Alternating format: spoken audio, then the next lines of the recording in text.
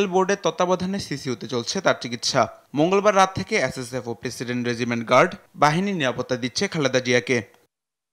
বুধবার বিএনপি চেয়ারপারসনের অবস্থা পর্যবেক্ষণে এভারকেয়ার হাসপাতালে আসেন যুক্তরাজ্যের বিশেষজ্ঞ চিকিৎসক রিচার্ড বিলি।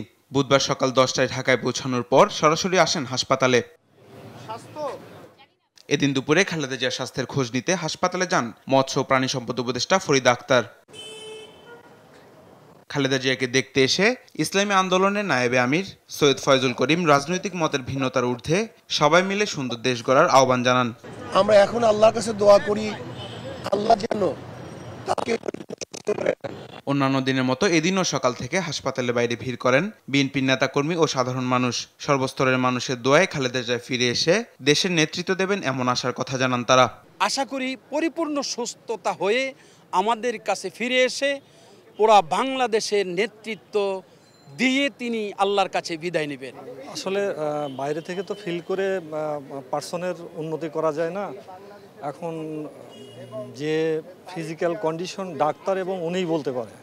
আমরা তার জন্য আসছি শুধু দোয়া করার জন্য, যাতে ওনার সুস্থতা, উনি তাড়াতাড়ি সুস্থ হয়ে উঠতে পারেন। যে একটা আবেগ মানুষের কেন হয়েছে, তার জন্য, তার প্রতি কেন তো আবেগ হয়েছে, সে দেশের জন্য একটা বৃক্ষ, বড় বৃক্ষ।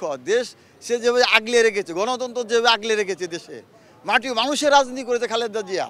এদিকে এভারকেয়ার হাসপাতালের কাছের দুটি মাঠে এসএসএফ এর নিরাপত্তা প্রটোকল অনুযায়ী বৃহস্পতিবার বাংলাদেশ সেনাবাহিনী ও বিমান বাহিনীর হেলিকপ্টার পরীক্ষামূলকভাবে অবতরণ উড্ডয়ন করবে বলে এক বিজ্ঞপ্তিতে জানায় সরকার।